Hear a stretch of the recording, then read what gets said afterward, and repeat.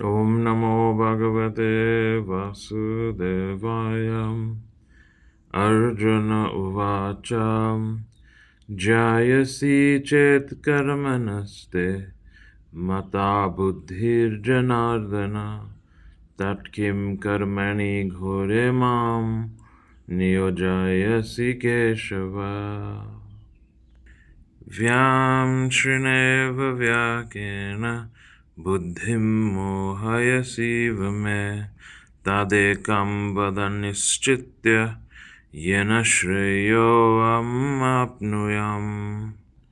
श्रीभगवान् उवाच लोकेऽस्मिन् द्विविधा निष्ठा पुरा प्रोक्ता मया नघ ज्ञानयोगेन सांख्यानां कर्मयोगेन योगिनाम्। न कर्मणाम् अनारम्भान् नैष्कर्म्यं पुरुषोऽश्नुते न च सन्न्यासनादेव सिद्धिं समधिगच्छति। न हि कश्चित् क्षणम् अपि जातु तिष्ठत्य कर्मकृत् कार्यते ह्यवशः कर्म सर्वप्रकृतिर्जैर्गुणैः। कर्मेन्द्रियाणि संयम्य यास्ते मनसा स्मरन् इन्द्रियार्थं विमूढात्मा मिथ्याचार स उच्यते। यस्त्विन्द्रियाणि मनसा नियायारम्भते अर्जुन कर्मेन्द्रियै कर्मयोगम् अशक्तः स विशिष्यते। नियतं कुरु कर्म त्वं कर्म ज्यायो कर्मणा शरीरयात्रापि च ते न प्रसिद्ध्येद कर्मणा। यज्ञार्थात् कर्मणोऽन्यत्र लोकोऽयं कर्मबन्धनं तदर्थं कर्म कौन्तेय मुक्तसङ्गः समाचर। सह यज्ञा प्रजा सृष्ट्वा पुरोवाच प्रजापति अनेन प्रवविष्याध्वम् एषवोऽस्त्वइष्टकामधुक् देवान् भावयते यतानेन तदेवा भावयन्तु वा परस्परं भावयन्तः श्रेयः परमवाप्स्यताम्। इष्टान् भोगान् हि वो देवा दास्यन्ते यज्ञभावित तेर्दत्तान्नप्रदायेभ्यो यो भुङ्क्ते स्तेन एव स। यज्ञशिष्टाशिनः सन्तो मुच्यन्ते सर्वकिल्बिषै भुञ्जते ते त्वगं पाप ये पचन्त्यात्मकारणात्। अन्नाद्भवन्ति भूतानि पर्जन्यादन्नसम्भवम् यज्ञाद्भवति पर्जन्यः यज्ञकर्म समुद्भवम्। कर्म ब्रह्मोद्भवं विद्धि ब्रह्माक्षर समुद्भवम् तस्मात् सर्वगतं ब्रह्म नित्यं यज्ञे प्रतिष्ठितम्।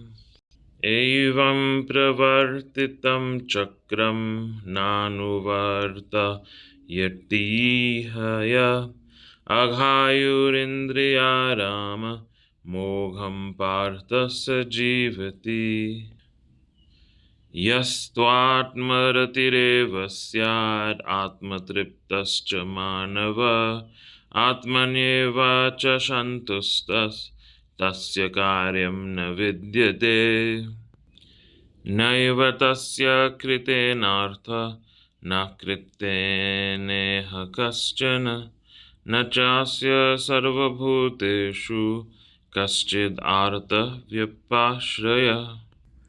तस्मादशक्तः सततं कार्यं कर्म समाचर असक्तो ह्यचरन् कर्म परम् आप्नोति पुरुषः कर्मणैव हि संसिद्धिम् आस्थिता जनकादय लोकसङ्ग्रहमेवापि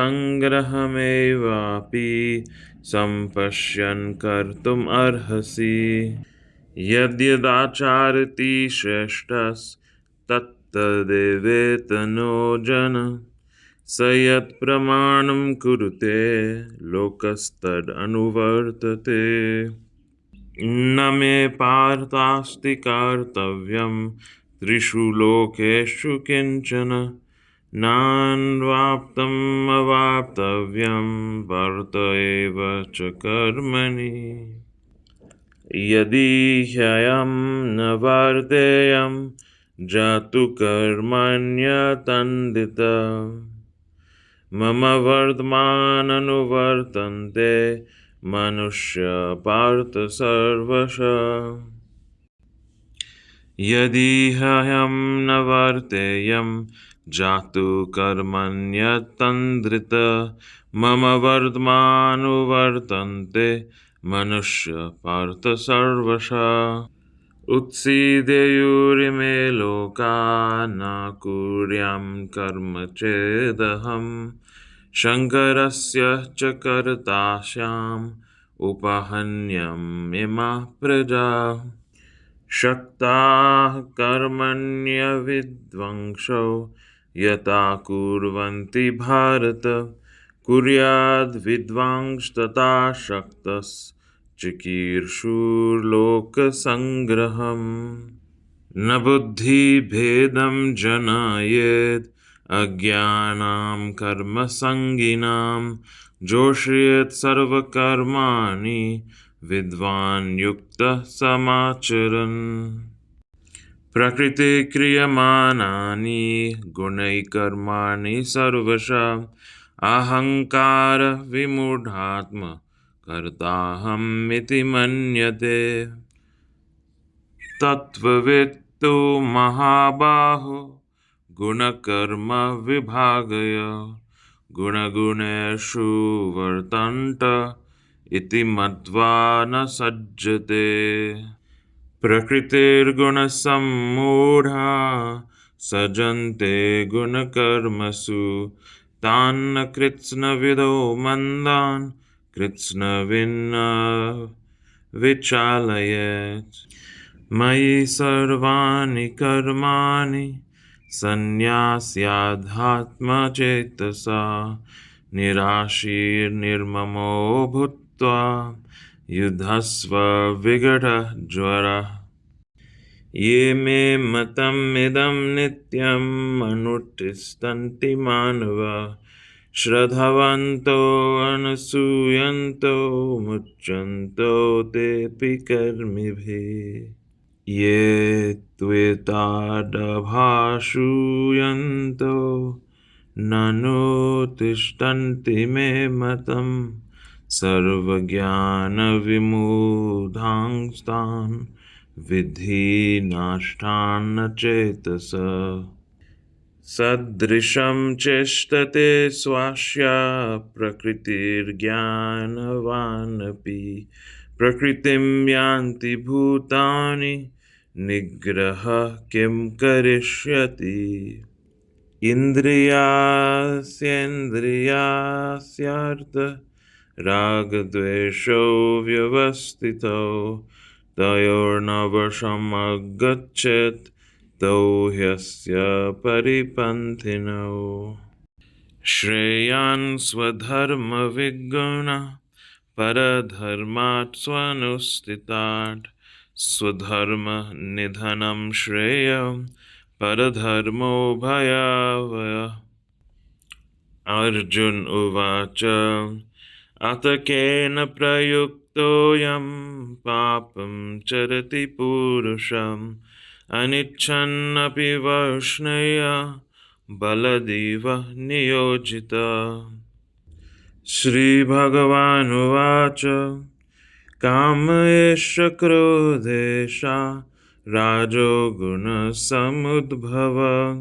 महाशनो महापाप्मा विध्येनं मिहि वैरिणाम् धूमेनाव्रियते वह्निर्यथादर्शो मलेन च यतोल्बेनावृतो गर्भस्तथा तेनेदमावृतम् आवृतं ज्ञानमेतेन ज्ञानिनो नित्यवैरिणा कामरूपेण कौन्तेय दुष्पूरेणानलेन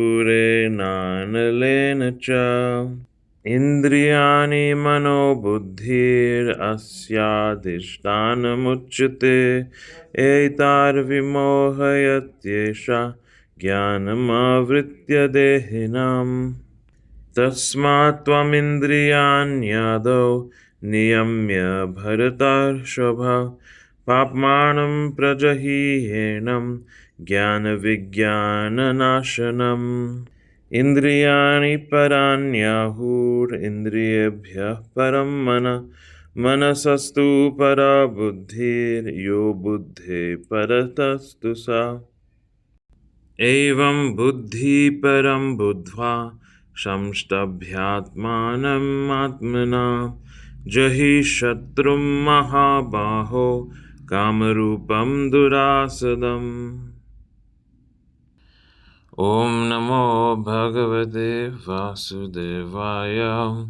Thus ends the recitation of the shlokas of the third chapter of Srimad Bhagavad Gita.